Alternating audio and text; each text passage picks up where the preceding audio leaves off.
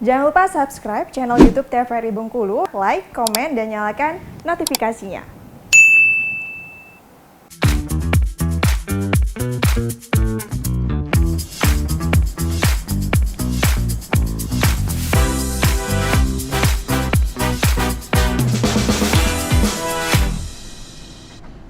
Balik lagi di Opini, obrolan pagi ini masih dengan tema yang sama, yaitu bergerak untuk pendidikan yang baik bersama dengan Mbak Dahlia, guru SMP di Benteng.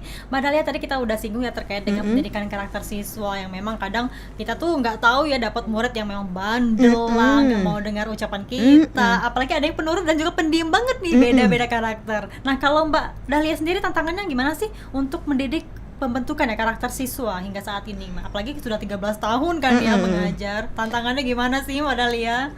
Jangan pernah kita tuh dengan sebutan kamu nih nakal gitu ya, tambah nakal biasanya anak seperti itu ya. Karena kita ngomong di kelas itu kan malah jadi bulian anak-anak yang lain, itu nakal tuh di depan.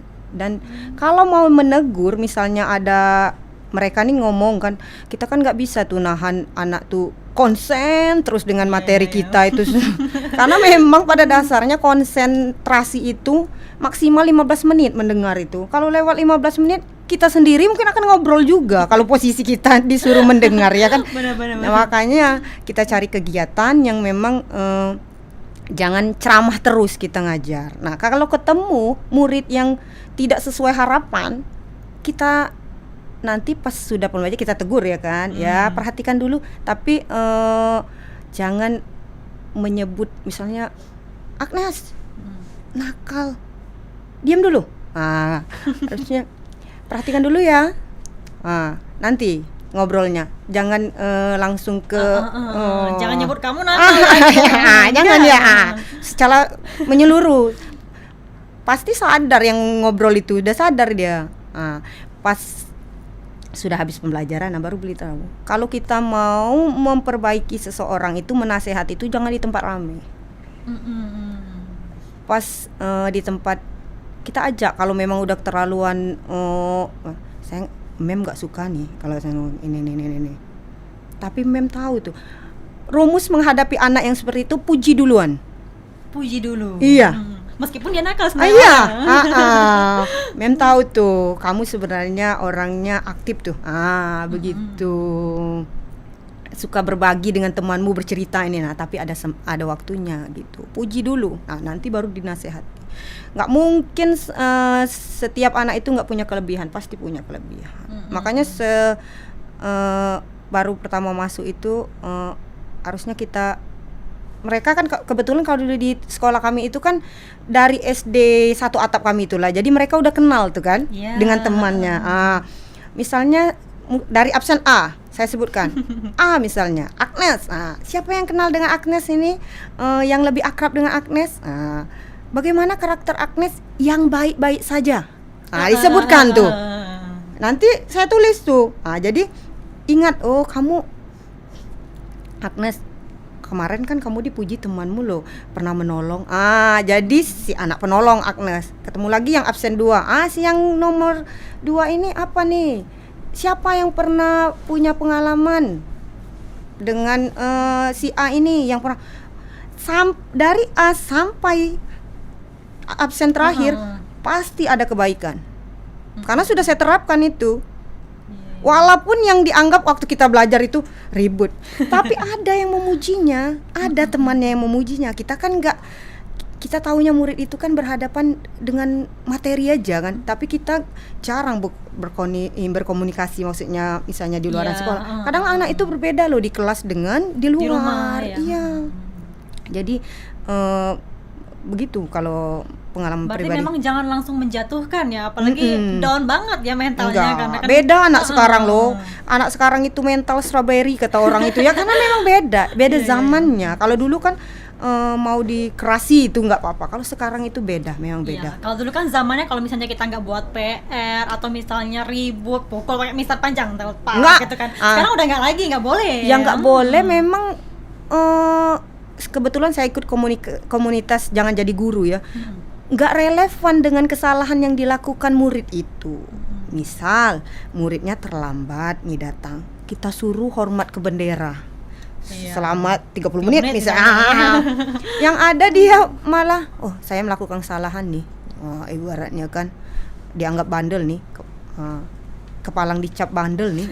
Gitu. Kadang malu juga Iya. Kalau saya ada yang terlambat misalnya gitu, pernah saya terapkan, dia pulangnya agak lama. Kalau yang nggak buat tugas, suruh buat tugas lagi, nggak usah yang bersihkan WC gitu kan. Ada kan yang bersihkan WC. Bersihkan WC itu ya ada waktunya juga, kebersihan bersama gitu. Carilah sanksi yang memang relevan dengan kesalahan anak tersebut. Kalau satu anak, kan kalau dulu ingat saya guru pernah terjadi ada yang melakukan kesalahan satu, dihukum satu kelas tuh. Itu yang salah ya? Yang salah tuh. Harusnya yang bersangkutan saja kita kasih sanksi, yang lain kan enggak. Saya tanya dengan Mbak Agnes ingat enggak materi guru di SD? Apa gitu kan? Apa ingat ke tingkah laku gurunya atau sikap gurunya yang diingat? Kenal gurunya aja mungkin ya, kalau materinya udah lama enggak. banget kan. Yang kita ingat itu biasanya sikap gurunya. Cara berjalannya, Benar. cara ngomongnya, ya kan? Kalau materinya udah lupa. Makanya guru nggak bisa digantikan dengan YouTube, Google, nggak bisa. Karena memang beda guru itu. Apalagi sejak COVID kemarin kan ya banyak sekali pembelajaran daring gitu Oh kan. iya. Kan beda ya kalau misalnya belajar melalui daring dan juga secara langsung itu kan beda. Banyak juga Beda. anak-anak yang mengeluhkan nih sekarang nih, apalagi orang tua ya, mengeluh ketika memang udah masuk sekolah lagi nih, kok nggak pinter-pinter lagi nih kamu, kok nggak bisa lagi nih kamu misalnya perkalian ataupun materi yang sudah disampaikan. Namanya gitu belajar kan. itu kan terus menerus, harus diulang-ulang dan berulang. Dan jangan juga memaksakan anak yang memang matematikanya rendah, kita suruh belajar giat. Cari aja nilainya yang tinggi apa tuh. Olahraganya, artinya olahraganya. Biasanya memang anak-anak itu, guru itu sudah disiapkan sih sebenarnya. Di masa kuliah udah belajar psikologi. Apalagi psikologi remaja, psikologi anak, itu udah dipelajari bagaimana menghadapi siswa. Guru itu harus cerdas interpersonal, intrapersonal, memang begitu ya. Seiring berjalannya waktu kita belajar. Saya juga waktu awal-awal dulu juga agak stres tuh, karena nggak ada pengalaman. Gitu kan? Ya, nggak ada pengalaman mengajar gitu kan. Cuma mengandalkan PPL dulu kan. Begitu terjun ini kenapa nih? Bayangkan balik ke sekolah itu langsung mandi, keramas langsung. Kenapa nih? Saking pusing. Iya, karena memang yang kita hadapi itu situasi yang berbeda dengan yang kita bayangkan. Kalau di kuliah kan yang kita pelajari itu kebanyakan fokus ke materi. Padahal pas di lapangan lebih kita harus memahami bagaimana menghandle karakter anak-anak yang berbeda ini, latar belakang sosial mereka yang berbeda. Iya, itu yang perlu dilakukan. Dan itu masih menjadi problematika hingga saat ini juga Iya, ya. makanya sekarang ada program guru penggerak gitu kan, yang sebenarnya dari dulu pendidikan kita itu arahnya sudah dari sana, dari Ki Hajar Dewantara. Ibaratnya terus bergerak sesuai dengan zamannya. Dan pendidikan itu lebih ke karakternya. Karakter siswanya kalau sekarang. Iya. Karena kan kurikulum dahulu dan juga sekarang kan sudah beda, Mbak ya. Iya, memang berbeda, orang-orangnya yang kita hadapi berbeda. Sekarang era digital. Kalau kita guru nggak melek digital juga, kita ketinggalan tuh dengan murid. Kadang murid itu punya ini loh, punya dia punya inovasi sendiri, misalnya punya ide sendiri. Kalau dulu kan lagu-lagu kita melo tuh. Kalau zaman saya ya. Nah, sekarang kalau mau putar lagu bahasa Inggris, saya ini aja, malah minta ide dengan mereka. Mereka lebih tahu. Terus juga sekarang tuh udah serba canggih, apa-apa kalau misalnya ada PR pun searching di Google sudah dapat. Tinggal kita arahkan. Cuma memang lebih yang agak menantang, perlu kesabaran itu yang karakter tadi. Kalau pengetahuan nggak lagi. Kadang pinterlah murid dari kalau secara pengetahuan, iya.